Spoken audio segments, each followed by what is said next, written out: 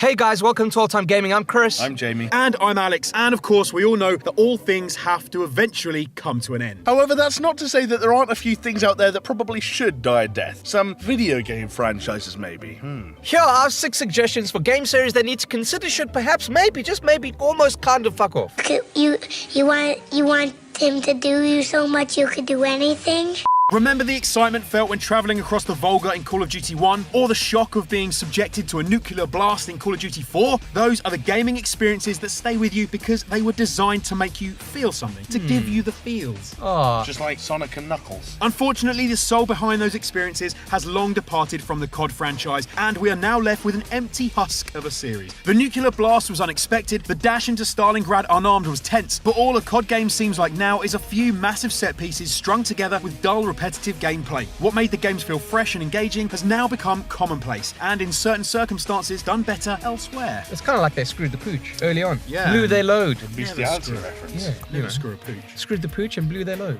Now, we're not saying that Treyarch and Infinity Ward can't work on developing other shooters. We're not bored of shooters per se, but we are bored of Call of Duty style shooters. Variety is the spice of life, my friends, and simply going further and further into the future isn't variety, it's formula. Also, how fucking far can they go from here? The singularity would have happened, and you don't do anything because we're just slaves. COD 22, you just sit there and you just think, and that's the game. You know the end of Interstellar? COD Interstellar. Flying around bookcases, leaving messages to the past in dust. Now guys, no one could have predicted the rise of Five Nights at Freddy's. Much like Jesus. Yes, that's right, the brainchild of Scott Cawthorne. The simple yet addictive gameplay did just one thing, but polished it to a mirror shine. But because the first one was so popular, thanks to the hysterical screamings of unknown YouTubers everywhere, the series has just gone on and on and on. I mean, it's gotten to the point where FNAF has so thoroughly saturated the market in animatronic shock puppets that what was once fresh pastures is now a swamp of predictable jump scares. You want to know what it is, Jonesy? I want to know. Tell me. I'm trying to tell you. Stop interrupting me. It's franchise fatigue. That's what it is. 6 games, a film, and a novel in the space of, what, 2 years? You can't produce that quantity of games and expect to maintain the same quality and still not piss off a huge section of the population. But you know what you can do? You can get paid, son. Dollar Cha-ching! bills, bitches! And of course, let's not forget the ridiculous state FNAF World was released in. I mean, the plot has a made it up on the spot kind of feel to it also, which either needs to be fixed or just finished with entirely. Look, don't get me wrong, there's still okay games if you like jump scares, but for fuck's sakes, Cawthorne, just take a fucking break. You know, enjoy the money that you've earned. Work on another series or something else, anything. Just stop making those Five Nights at Freddy's games.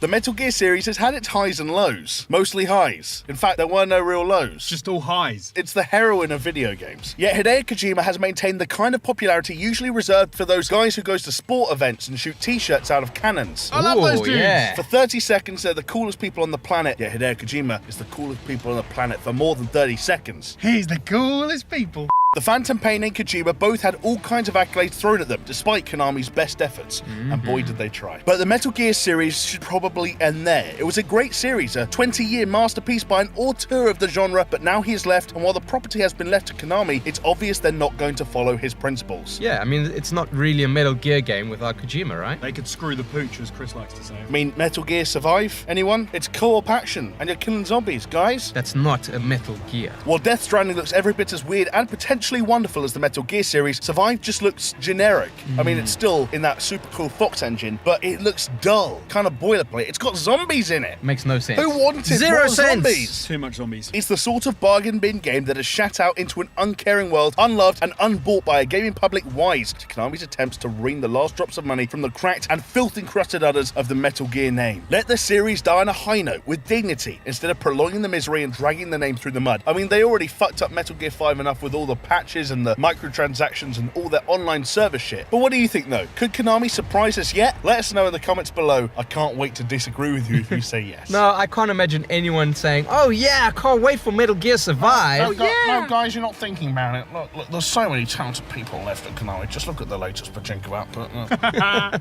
Sonic was great. Was great. That is the operative word there. Not anymore. Back in the early 1990s, when 2D platformers were the height of graphical technology, Sonic's main ability, speed, made for fun, frantic gameplay that I think we all love. Kind of miss it. Yeah, you had to go fast. Today, however, when characters can move in any number of directions beyond simply forward, Sonic's speed is at best boring and at worst a hazard when traversing levels more complicated than just having the odd pitfall. Every now and then he gets a reboot, but the look is always only just that, cosmetic. The core dull gameplay is always there and better suited to a mobile game these days anyway, with the main focus of the revamp seemingly his personality. As if that's been the problem all these years instead of the fact that better, more interesting games now exist. This Sonic is a werehog, which is fucking stupid. This Sonic is at the Olympics losing to Mario in the sprint, which is fucking stupid. This Sonic is making out with a human, which is fucking stupid and a little bit sexy. All they are now are cheap kids fodder, made to cash in on the name recognition without the faintest attempt to make something genuinely entertaining anymore. Sonic Boom, for example, wasn't even properly playable. Put the blue hedgehog down already. He's clearly in pain. It's the humane thing to do. Just hit him with a fucking brick. Just step on his head with a boot.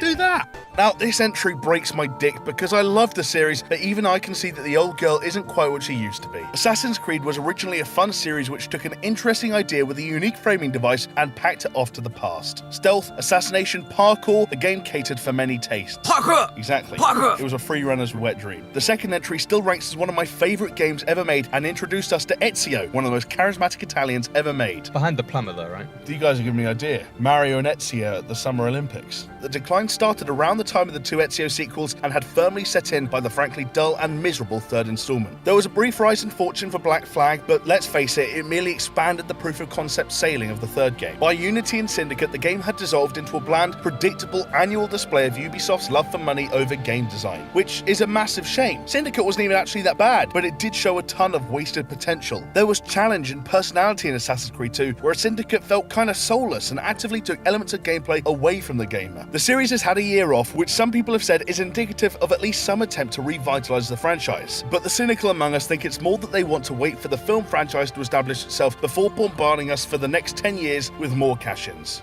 Well, guys, we had a couple of controversial items on this list, right? I mean, we got Call of Duty, even Sonic. Yeah. But here's another one. Telltale. Telltale's brand of interactive stories need to just fuck off already. Oh, move your joystick like that. Oh, swipe that way. Oh, isn't it fun? Now, look, we're not saying that they're bad games, Jonesy. Not as such. Because anyone who calls The Walking Dead a bad game clearly has no heart and hates children. You know what I mean. Telltale takes an existing franchise, creates a story in the universe, but not attached to already existing canon, and add their unique storytelling mechanics, which is just effectively your joystick. And then what do they do? Rinse and repeat. Talking about The Walking Dead, Batman, Game of Thrones, Borderlands, Back to the Future, Minecraft. I mean, fucking Minecraft. Story mode. What the hell? The game that literally has fuck all plot has been given the Telltale treatment. Come on, guys. Again, we're not saying that these are bad games necessarily, but they are pretty much the same game, just over and over and over again. We're talking about the same tragedies, the same conflicts of interest, the same choice mechanics, same little line at the top saying that Alex Jones will remember that. This is our Alex Jones, not InfoWars, by the way.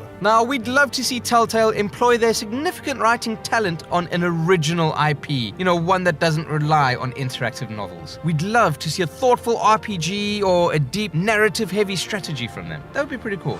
So that was our list of 6 franchises that need to just go away. What do you think though? Let us know in the comments down below. Do you agree with everything we said? And if you're still with us, don't forget to hit that like button, hit the subscribe button as well, and then hit the bell button, and then click on get the notification. There's 3 things you need to hit. Just all of them. Press all these 3 buttons. It's like Guitar Hero, it's a rhythm game. And from games that need to die to games that need to be remade. Click right here for our pick of 6 games that deserve a remaster, and we'll see you next time. Bye-bye.